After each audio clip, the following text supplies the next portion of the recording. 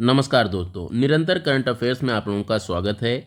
आज है 31 अक्टूबर और आज के ही दिन 1875 में सरदार वल्लभ भाई पटेल का जन्म हुआ था।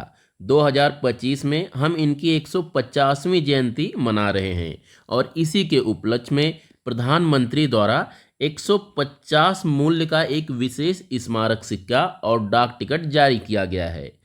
इनके जन्मतिथि के उपलक्ष्य में 31 अक्टूबर को एकता दिवस के रूप में मनाया जाता है और इस बार पहले एकता परेड का आयोजन केवड़िया में किया जाएगा। केवड़िया गुजरात में अवस्थित है।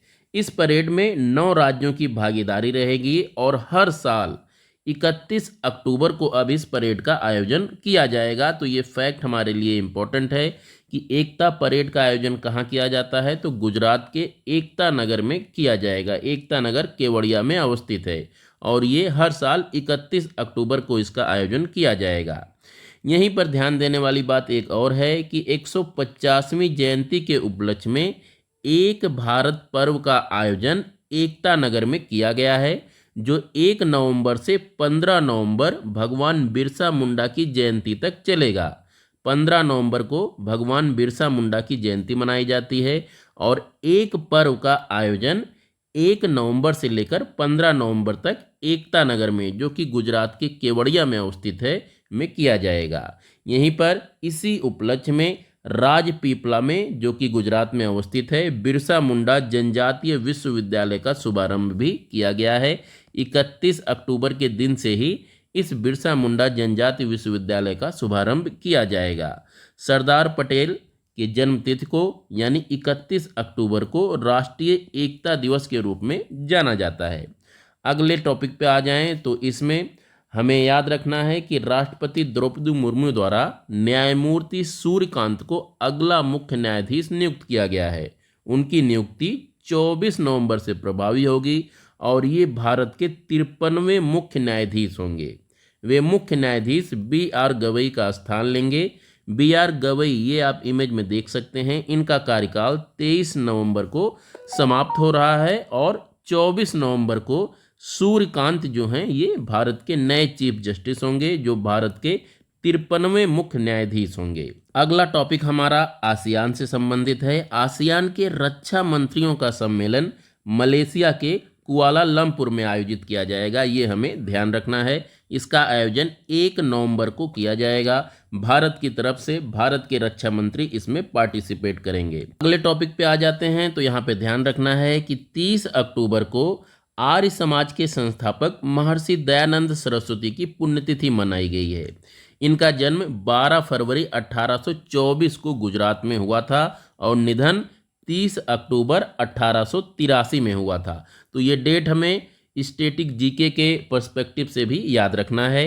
दयानंद सरस्वती का बचपन का नाम मूलशंकर था। इन्होंने वेदों की ओर लौटो का प्रसिद्ध नारा दिया और 1875 में, ये बहुत ही इम्पोर्टेंट फैक्ट है, 1875 में इन्होंने मुंबई के गिर गांव में आर्य समाज की स्थापना की थी। तो ये चीज़ें हमें दयानंद सरस्वती के बारे में याद रखना है। इन्होंने ही सबसे पहले स्वराज का भी नारा दिया था। ये फैक्ट हमारे लिए काफ़ी इम्पोर्टेंट हैं, तो याद रखिएगा। स्वामी दयानंद सरस्वती, 30 अक्टूबर को इनकी पुण्यतिथि मनाई गई है। अगले टॉपिक पे आ जाएं तो यहाँ से हमें याद रखना है एक उपन्यास जिसका नाम है the last day. The last day का अभी हाल ही में हिंदी अनुवाद किया गया है साहित्य अकादमी के द्वारा। इसे हिंदी में अंतिम दिन नाम के शीर्षक से प्रकाशित किया गया है और ये बुक किसकी है, तो लिथुआनिया और यूक्रेनी लेखक हैं एक, जारोस्लाव मेलनिकस, इनके द्वारा ये बुक लिखी गई है और इसी का हिंदी में अनुवाद है अंतिम दिन। इसका प्रकाशन साहित्य अकादमी के द्वारा किया गया है और भारत तथा लिथुआनिया के बीच साहित्यिक आदान प्रदान और सांस्कृतिक सहयोग के तहत यह अनुवाद जारी किया गया है।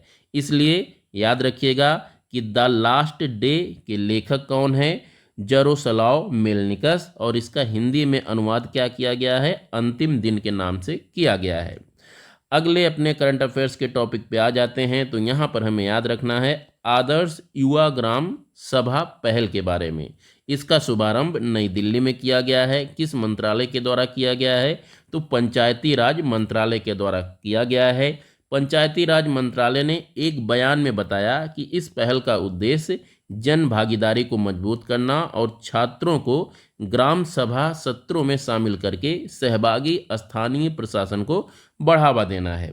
अगले करंट अफेयर्स में याद रखिएगा कि भारत के 56वें भारतीय अंतर्राष्ट्रीय फिल्म महोत्सव यानी international film festival of India IFFI 2025 का आयोजन गोवा में किया जाएगा और हर साल गोवा में ही अक्सर इसका आयोजन किया जाता है। याद रखिएगा, गोवा का पणजी जो स्थान है वहीं पर इसका आयोजन किया जाता है। इस बार इसका आयोजन 20 से 28 नवंबर के बीच में किया जाएगा। इसके जो अवार्ड्स होंगे, पुरस्कार होंगे, उसे हम जब ये आयोजित किया जाएगा तब देखेंगे। अगले करंट अफेयर्स की बात करें तो यहाँ पर हमें हरिकेन मेलिसा का नाम याद रखना है। ये कहाँ पर आया? तो ये कैरेबियन समुद्र में आया और इसकी वजह से हैती, जमैका, क्यूबा और आसपास के जितने भी आइलैंड वाले देश हैं वो प्रभावित रहे हैं। हरिकेन मेलिसा इसलिए इम्पॉर्टेंट है क्योंकि ये अभी तक का सबसे तेज हरिकेन है और इसे कैटेगरी 5 के अंतर्गत कैटेगराइज किया गया है। कैटेगरी 5 तूफानों का सबसे उच्च श्रेणी है, इसके ऊपर और कोई श्रेणी नहीं होती है। तो एक कैटेगरी 5 का यानी सुपर हरिकेन आप इसे कह सकते हो, ये है जो कि कैरेबियन समुद्र में आया। कैरेबियन सागर की अगर बात करें तो कैरेबियन सागर ये आप देख रहे हैं यहाँ पर, ये है साउथ अमेरिका और ये ऊपर है आपका नॉर्थ अमेरिका। तो इसके बीच में जो जल राशि है यहाँ पर, इसे कहा जाता है कैरेबियन सी। और इसके आसपास के जितने आइलैंड आप देख रहे हैं, छोटे छोटे आइलैंड हैं, इन सभी को कैरेबियन आइलैंड्स के नाम से जाना जाता है, जिनमें आपका जमैका हो गया, क्यूबा हो गया, हैती हो गया और भी छोटे छोटे होंडुरास, सब यहाँ पे कई सारे देश भी हैं यहाँ पे अवस्थित हैं। तो ये सारे के सारे देश इस तूफान मेलिसा से प्रभावित थे, ये हमें याद रखना है। इसके बाद कुछ छोटे छोटे और एक दो फैक्ट्स देख लेते हैं जिसमें आपको याद रखना है कि 22 सितंबर से GST बचत उत्सव की शुरुआत भारत सरकार के द्वारा किया गया है, जिसमें GST की दरों में कटौती की जा रही है। तो ये ध्यान रखिएगा कि GST बचत उत्सव की शुरुआत कब हुई? तो 22 सितंबर से इसकी शुरुआत हुई।